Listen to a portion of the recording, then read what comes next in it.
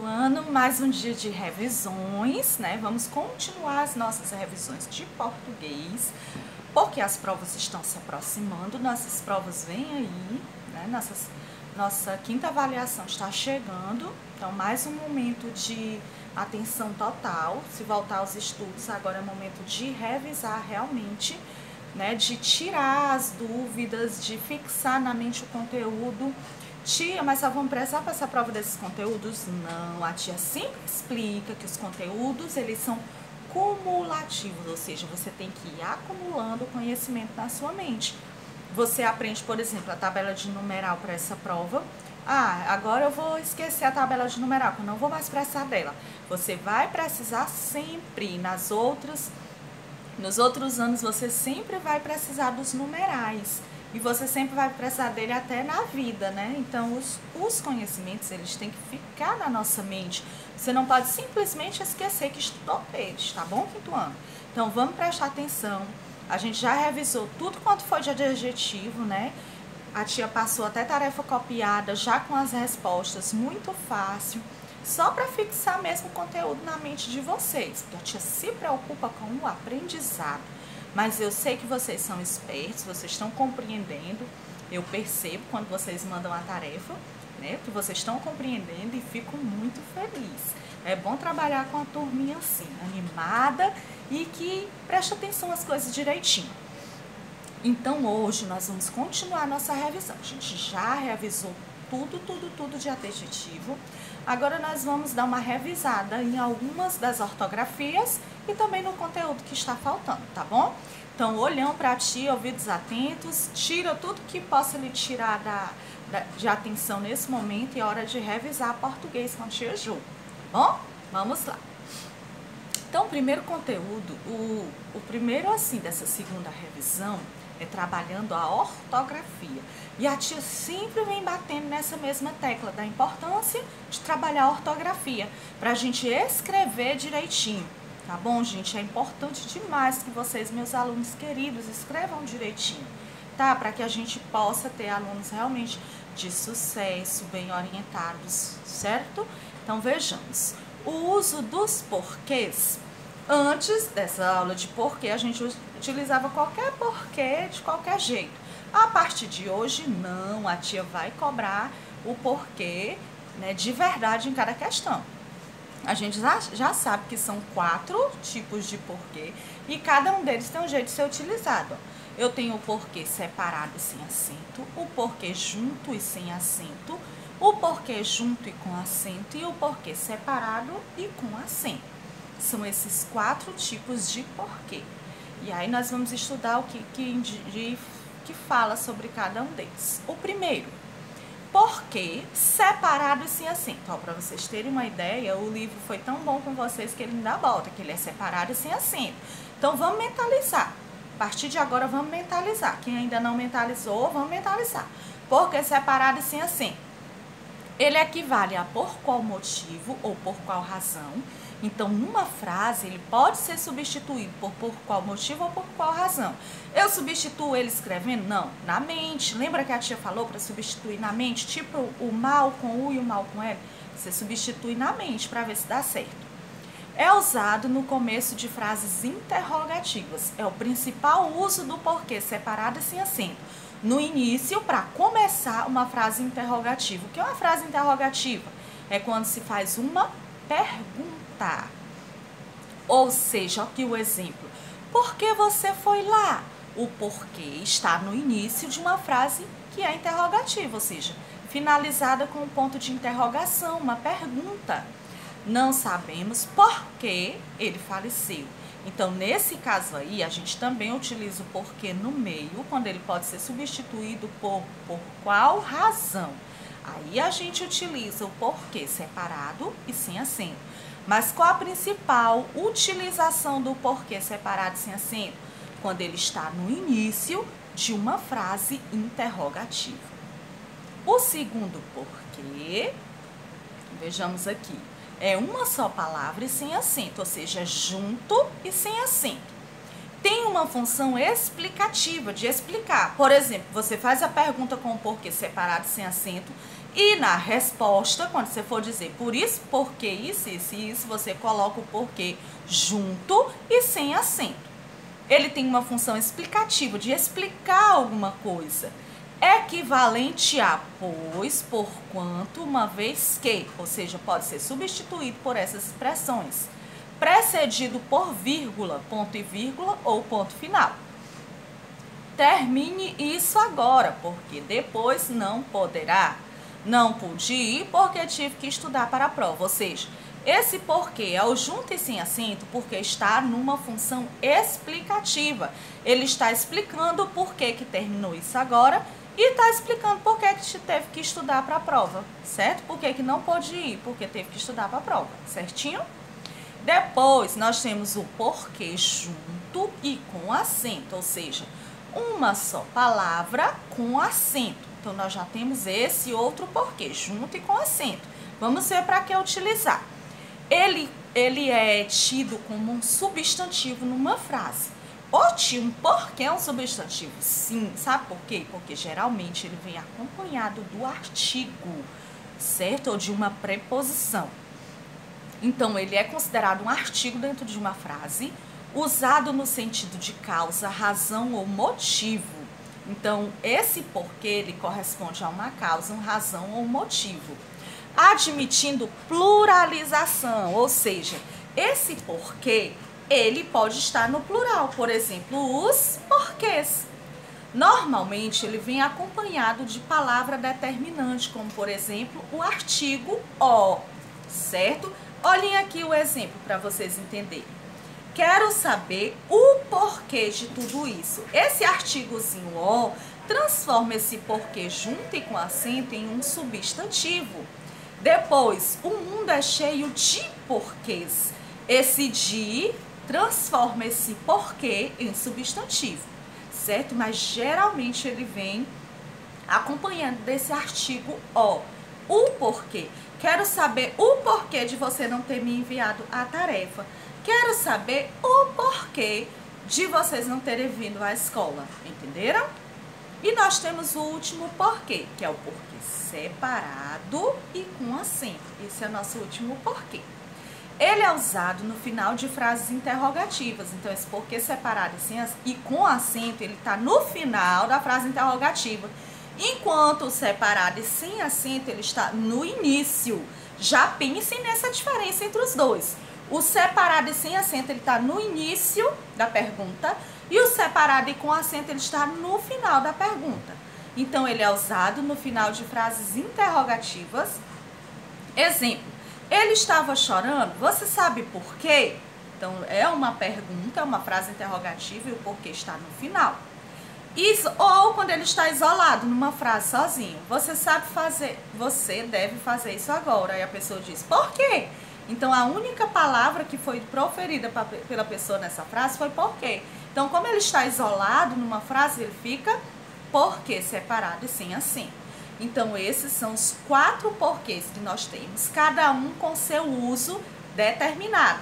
Vamos dar mais uma estudada, uma revisada. Copiem essas dicas, porque o uso do porquê não é importante só para essa prova, não. É importante para a vida toda. Já imaginou? Você vai escrever alguma coisa e coloca um porquê no início de uma frase com acento? Tem gente que acentua tudo quanto é de porquê. Não existe. Não existe isso, todo porquê se acentuado. Cada porquê tem o seu porquê. Então, vejamos. Agora, nós vamos revisar o próximo conteúdo, que é numeral, que é um conteúdo que eu acredito que vocês gostem muito. É muito bom, porque a gente utiliza demais no nosso dia a dia. Então, não é um assunto que foge à nossa realidade. Todos os dias, você trabalha com numeral. Então, vejamos. É uma palavra que denota quantidade numérica, ordem, multiplicação ou divisão. Então, o numeral, ele tem essa denotação, né? Essa ideia de quantidade numérica, ordem, multiplicação ou divisão. Vejamos aqui. Os cardinais, eles indicam quantidade.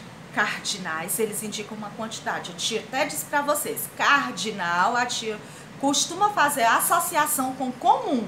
Cardinal, comum, são os números mais comuns que a gente utiliza no nosso dia a dia.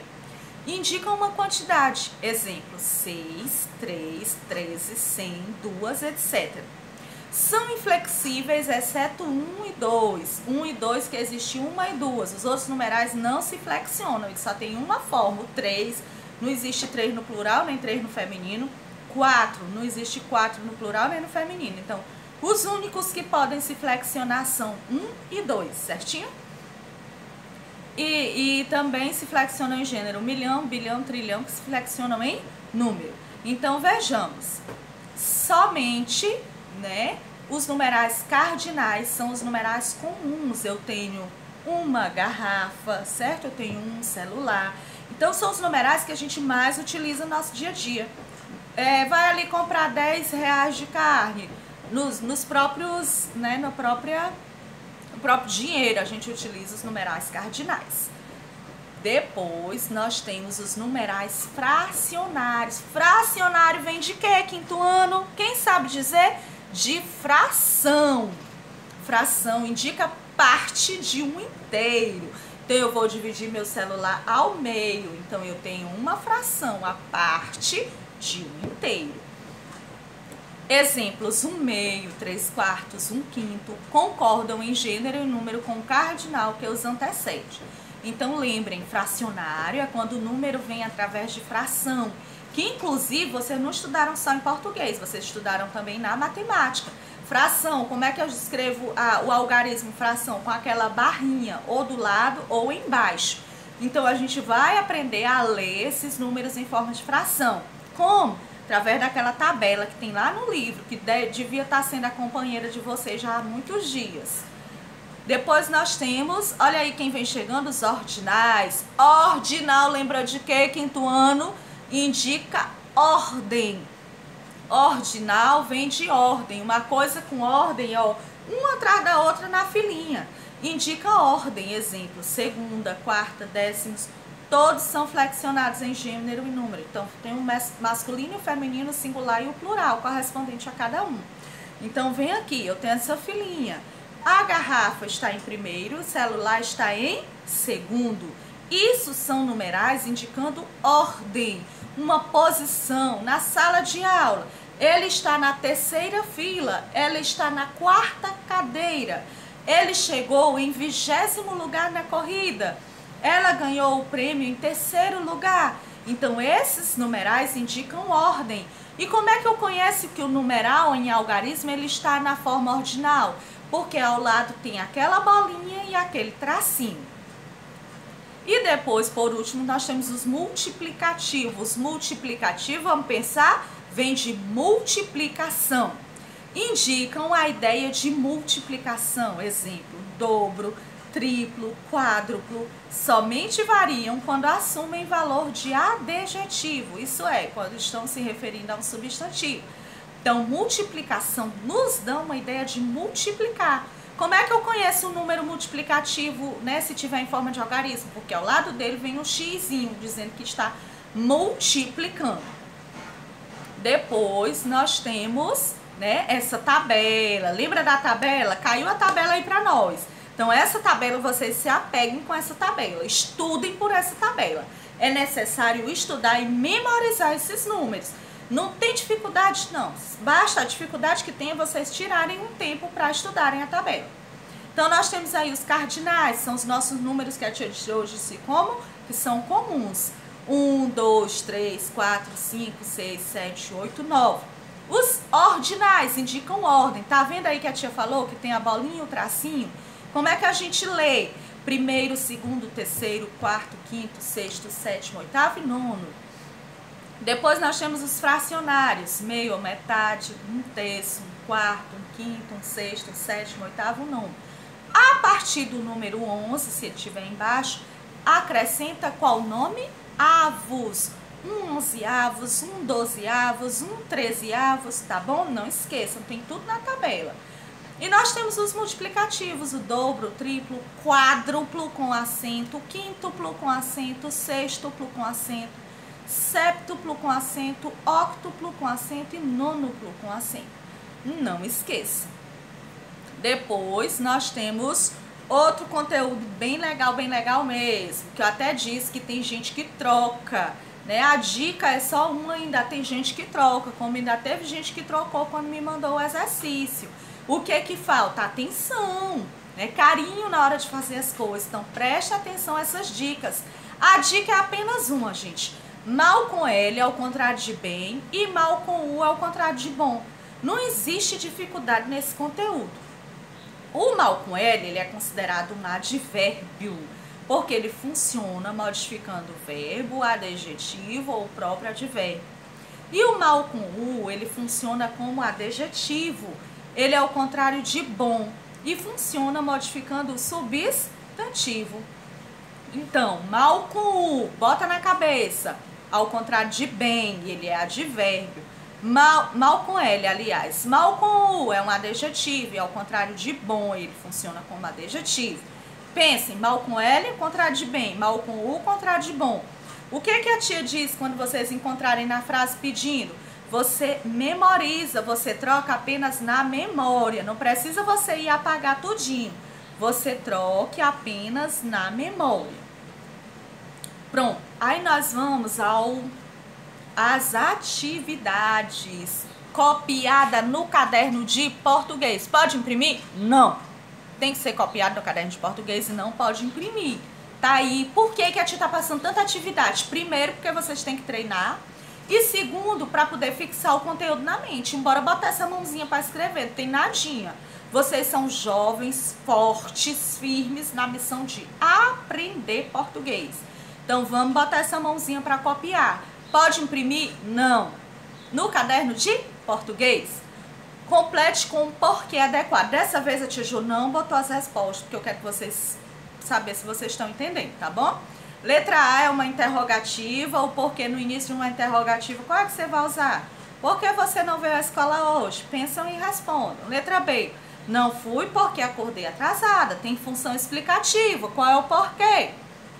Na letra C, não sei o porquê de você não vir à escola, acompanhado do artigo O, qual é o porquê que eu uso? A tia explicou. Você não foi à escola por quê? No final de uma frase interrogativa, qual é o porquê que eu uso? Coloquem aí. Depois, na próxima questão, nós temos aqui. Vamos aprender quais são os 7 maiores países do mundo em superfície. Complete observando o exemplo. A Rússia é o primeiro país do mundo em extensão.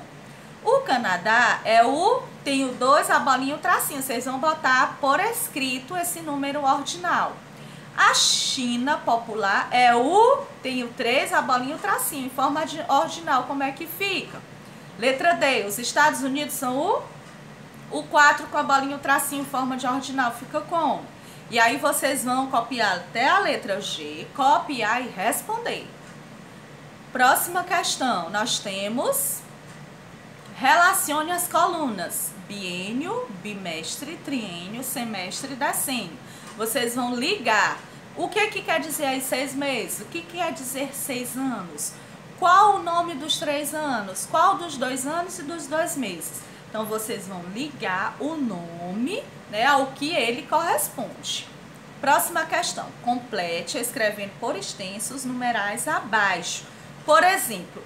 Todos esses numerais, vocês veem que eles têm a bolinha, que quer dizer que esses numerais são ordinais. Então, você não vai colocar 90, você vai colocar o 90 na forma ordinal, que é o quê? 90º. Porque tem a bolinha, você já sabe que eles são numerais ordinais. Então, você vai procurar lá na tabela dos ordinais. O 80 com a bolinha, ele se torna ordinal. Então, ele é o 80º. Não esquecer dos acentos, gente. Pode pegar pela tabela, mas não esqueçam os acentos e escrevam direito. Isso aí é treino para a prova, é revisão para a prova. Bora acordar que as provas estão chegando. Próxima questão. Temos aí. Transforme os numerais cardinais em ordinais. Por exemplo, 30 é cardinal. Como é o 30 em ordinal? 30º. 60 é cardinal. Como é o 60 em ordinal? Em ordem, 60º.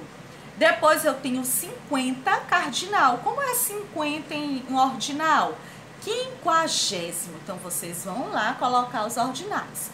Na próxima aqui, Dê os multiplicativos correspondentes aos cardinais 4, 8, 6 e 10. Então, você vai dar os multiplicativos. De 4 fica como?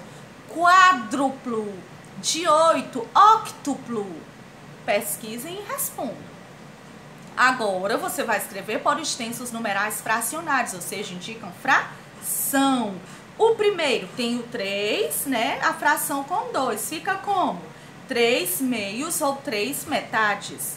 O outro fica como? 5 quinzeavos, tá bom? Você lembra que a tia falou que a partir do 11 tem avos. Pronto, agora próxima questão.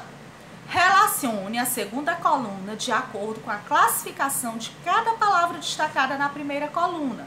Então, 1 para mal adjetivo e 2 para mal advérbio. Qual é o mal que é advérbio? É o mal com L. Qual é o mal que é adjetivo? É o mal com U. Ele é um mal profissional. Se tem mal com U, é número 1 adjetivo. Luiz está trabalhando mal. Se tem mal com L, é número 2 advérbio. Não esqueçam dessa dica que a tia deu. Por último, tem assim. Elabore uma frase com mal com U e mal com L de acordo com a classificação a seguir. Então, quando é que é adjetivo? É o mal com U. Você vai criar uma frase em que é mal utilizado mal com U, ou seja, ao contrário de bom. Quando é que ele é advérbio? Mal com L, contrário de bem. Você vai criar uma frase em que seja o mal com L, contrário de bem. E quando é que ele é substantivo? Geralmente quando ele vem acompanhado de um artigo. Ele fez o mal para ela. É só lembrar também do porquê. Quando é que o porquê é substantivo? Quando ele vem acompanhado de um artigo, certinho? Então tá aí nossa última questão. Agora, depois da aula, com tudo fresquinho na mente, vocês vão fazer o quê? Pegar o caderno de português e escrever, né? Fazer, pode ser de caneta se você preferir. Fazer o exercício todinho, responder e correr para mandar para a tia Jo, que a tia Jo tá aqui ansiosa, esperando, para poder botar lá o qualitativozinho dos alunos que estão me mandando. Tem aluno que tá com qualitativo nas alturas, agora tem uns que não estão me mandando nada. Tem aluno que parou de me mandar a tarefa. E aí, como é que fica o aprendizado? Bora ter força, manda pra tia, responde e manda pra tia, que a tia tá aguardando ansiosa, tá bom? Beijos de luz pra vocês. Até a próxima.